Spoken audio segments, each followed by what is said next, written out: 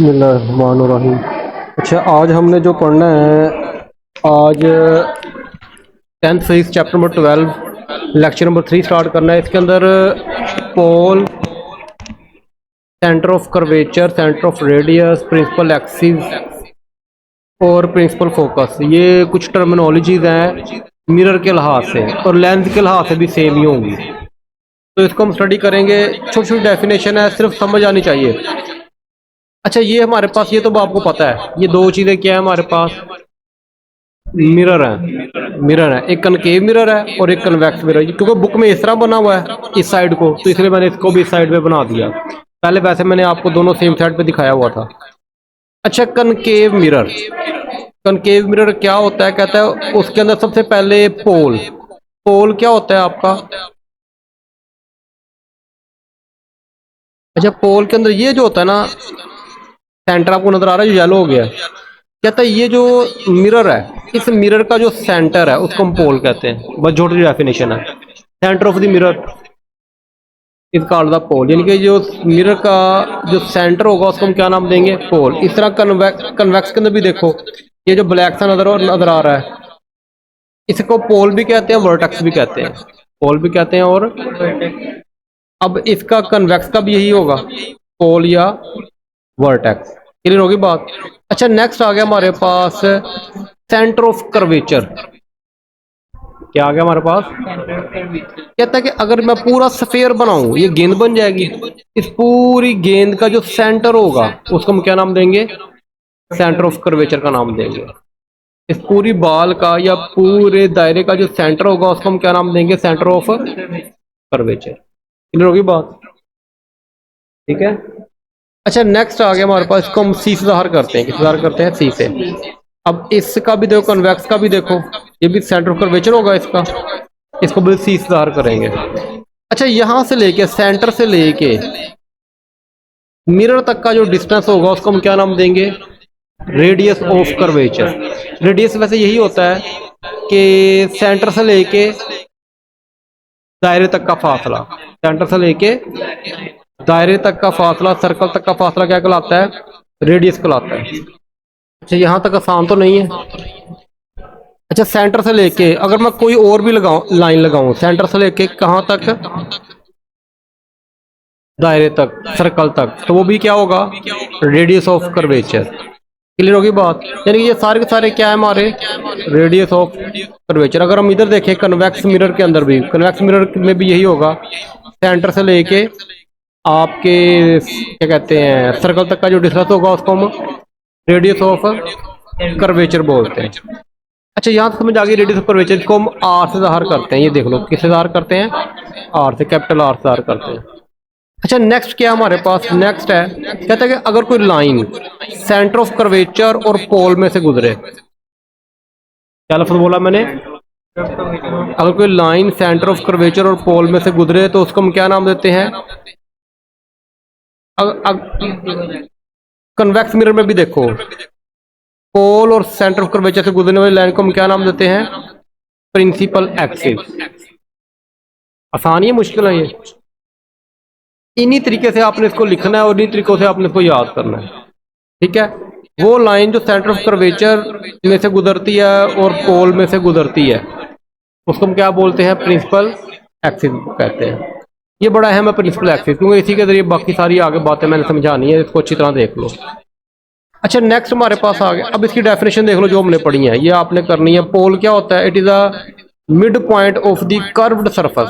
Curved surface का जो centre वाला पॉइंट होता है, मिड पॉइंट होता है, उसको हम क्या बोलते हैं? वर्टेक्स बोलते हैं या पोल बोलते हैं। सेंटर ऑफ कर्वेचर क्या होता है? स्फीयर का centre, centre of this sphere. Centre of radius of curvature क्या होता है? सेंटर से लेके मिरर तक का डिस्टेंस। और प्रिंसिपल एक्सिस क्या होता है? जो पोल में से और वर्टेक्स में से जो लाइन गुजरती है, या सेंटर ऑफ कर्वेचर में से जो लाइन गुजरती है, उसको हम क्या बोलते हैं? प्रिंसिपल एक्सिस बोलते हैं। अच्छा, नेक्स्ट आ गया हमारे पास सबसे अहम चीज, प्रिंसिपल फोकस। फोकस का मतलब क्या होता है? ध्यान देना, फोकस करना, एक जगह पे अपनी सारी तवज्जो को सेट कर देना, उसको हम क्या बोलते हैं, फोकस। तो प्रिंसिपल फोकस क्या होता है, कहता है लेट कर लो, ये एक रे आई, मिरर से टकराई और टकरा के पलट गई। ये दूसरी रे आई, मिरर से टकराई, टकरा के फिर दोबारा पलट गई। तीसरी रे आई, टकरा के ये भी बेंड हो गई। चौथी रे आई, टकरा के ये भी। अब देखो जितनी भी रेज आ रही हैं वो क्या हो रही हैं, सिर्फ एक ही पॉइंट के ऊपर इकट्ठी हो रही हैं। ऐसे ही हो रहा है कि नहीं, रिफ्लेक्ट होके वो एक ही पॉइंट के ऊपर सारी सारी इकट्ठी। इसको हम बोलते हैं, इस पॉइंट को हम बोलते हैं प्रिंसिपल फोकस। क्या बोलते हैं, क्लियर होगी बात यहां तक। जितनी रेज जो कि एक पॉइंट के ऊपर इकट्ठी होती है उसको हम क्या नाम देते हैं, प्रिंसिपल फोकस को बोलते हैं।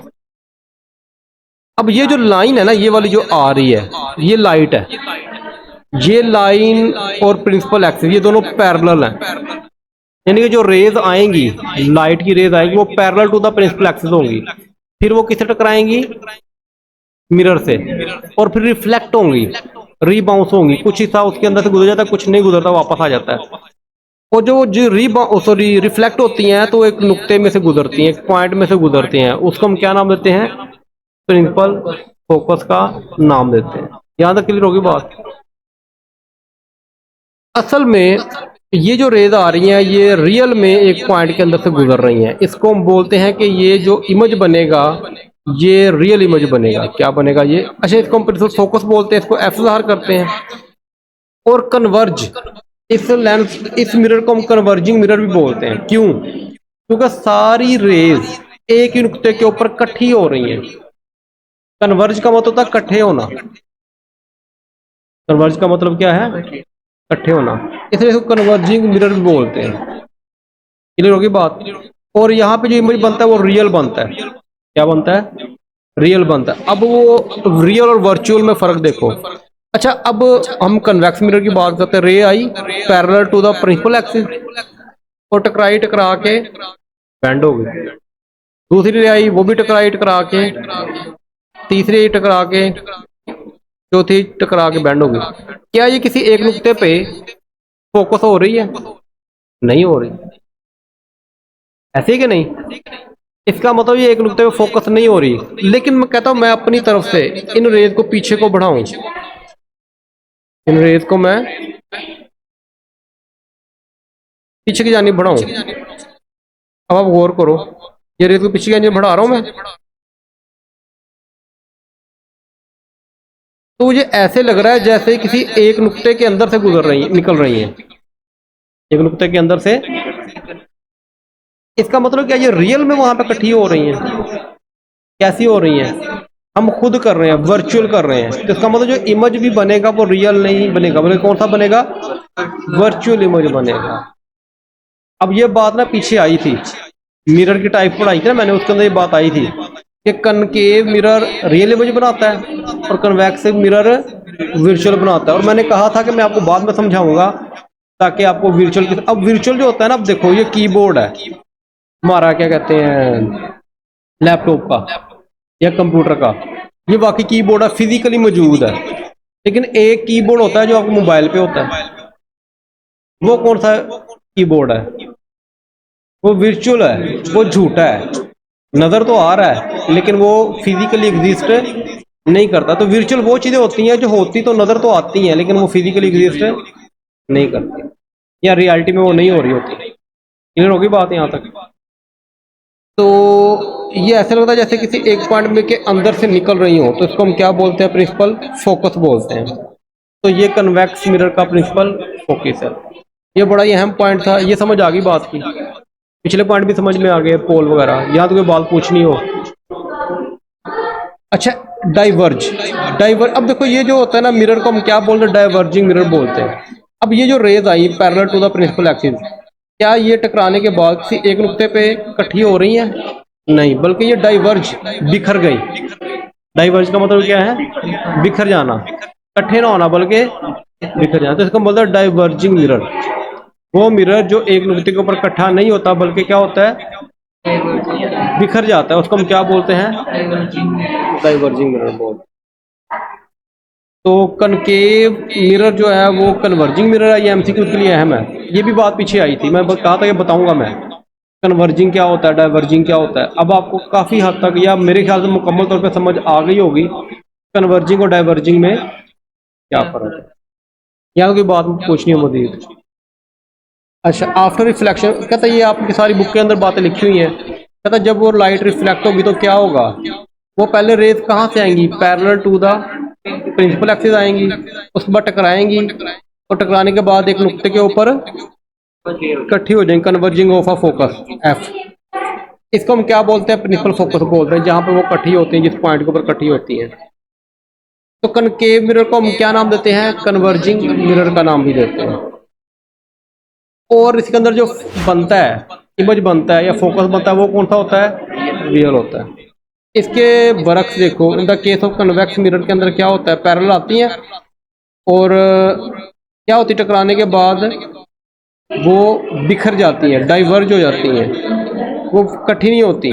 लेकिन अगर पीछे को बढ़ाएं तो क्या होता है, ऐसे लगता है जैसे कि एक पॉइंट के अंदर से निकल रही हो। तो इसको हम क्या बोलते हैं, डाइवर्जिंग मिरर। और ये रियल नहीं होता, बल्कि क्या होता है, ये वर्चुअल होता है। ये वो बातें जो आप, दो मेन बातें इसके अंदर जो करनी है, कन्वर्जिंग और रियल, और डाइवर्जिंग और वर्चुअल।